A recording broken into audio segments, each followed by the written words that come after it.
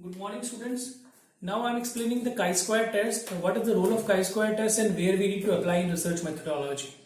Chi-square test basically defines the significance of two variables, whether they are associated, whether they are related to each other or not. So chi-square test basically evaluates the difference of frequencies. The difference of frequencies means there are two types of frequencies we are having: observed frequency and expected frequency. Observed frequency or expected frequencies are telling that whether they are associated or not. Significant relationship we can identify by the help of the chi-square test. This chi-square test is widely used in proper research. Every research, social science, whether it is science, whether it is commerce and management, so it is a very important test for evaluating these things. So this chi-square test evaluates your differences of frequencies.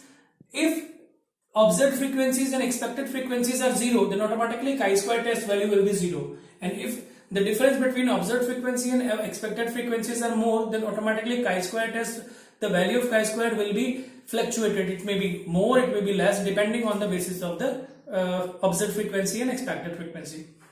The chi-square test basically applied in 4 categories. We can identify the independence of chi-square test, whether they are associated or not. It is categorized into 4 ways. First, we calculate the test of independence, goodness of fit, population variance and homogeneity. These 4 are the different category tests, we can say. In good independence, we are talking about 2 attributes, whether the 2 attributes are associated or not. In goodness of fit, we are talking about whether the theoretical frequency distribution and observed frequency distribution are associated or significant.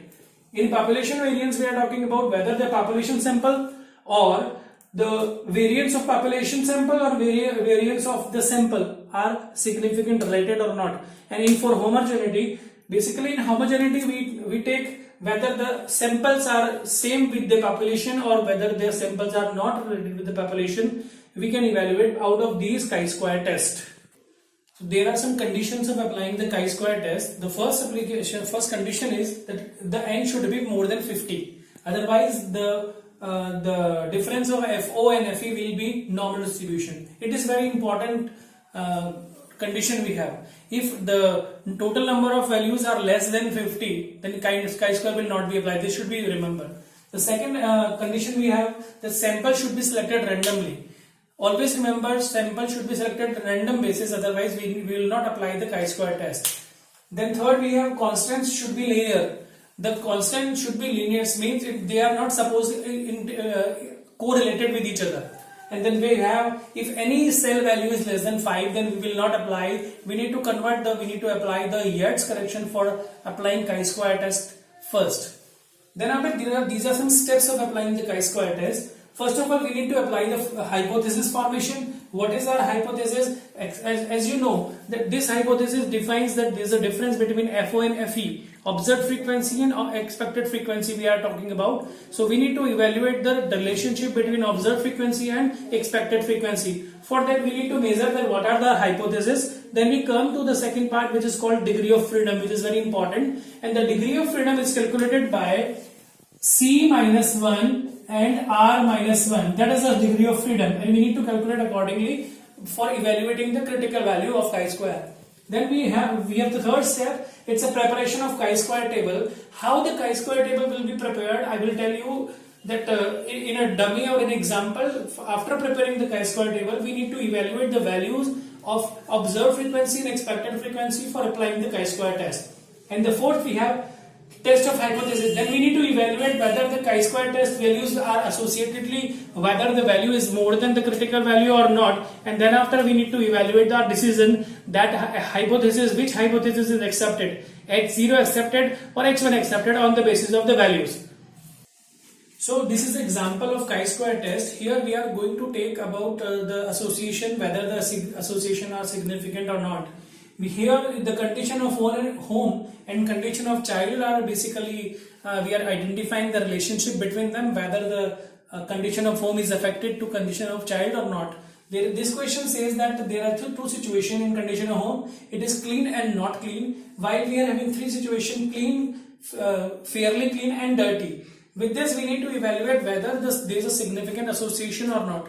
This would be identified by The question has given you at 5% level of significance, the chi-square's value is 5.991 at a 2%, 2 degree of freedom. It means we need to test whether the calculated value of chi-square is more than that or not. Accordingly, we need to give a decision whether the test is significant related or not related.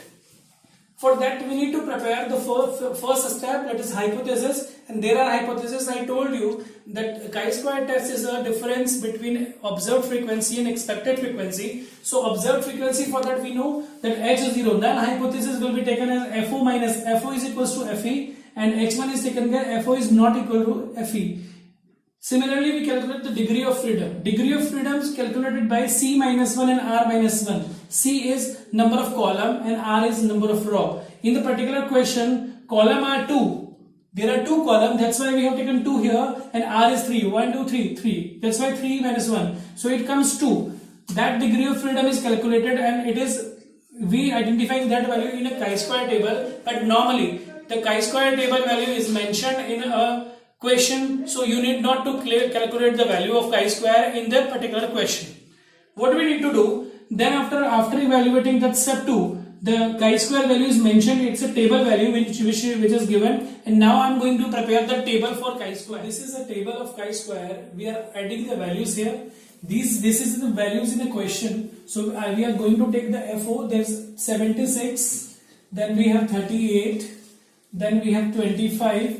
In the second column we have 43, then we have 17, and then we have 47. FE is not given, so we need to calculate the FE's value. And the FE's value will be calculated by the total of that. It is 139, this total multiplied by this value divided by 246. So first it would be 119 divided by 246. For second we will take 139 multiplied by 55 divided by 246. 139 multiplied by 55 divided by 246. Third will take 139 multiplied by 72 divided by 246. Now first column is completed. Now we move on second, that is 107. So again we repeat 107 multiplied by 119 divided by 246. What will be the value? The value will take accordingly. Then we will have 107 multiplied by 55 divided by 246. Why 55? Because the second value is 55. Then we are taking again that 107 multiplied by 72 divided by 246. After multiplying all the value, we are having 67, 31, 41, then 52, 24 and 31. After getting the observed expected frequencies, we will solve FO minus FE. It means we need to subtract this from this. So out of 76 minus 67, we have 9. Then 38 minus 31, we have plus 7. Then 25 minus 41, we have minus 16. Then 43 minus 52, we have minus 9. Then we have 17 minus 24, minus 7. And 47 minus 31, we have plus 16. These are the deviation which I have taken out of observed frequencies and expected frequency. Then now we are summing up these values. So 9 multiplied by 9, it is 81, 49, it is 256, 81, 49, and then 256. After getting all this value, we need to calculate the chi-square value. The chi-square value, which we have the formula FO minus FE is square divided by FE. It means these values will be divided with this. All these values will be divided with this. Accordingly, we calculated the value of chi-square.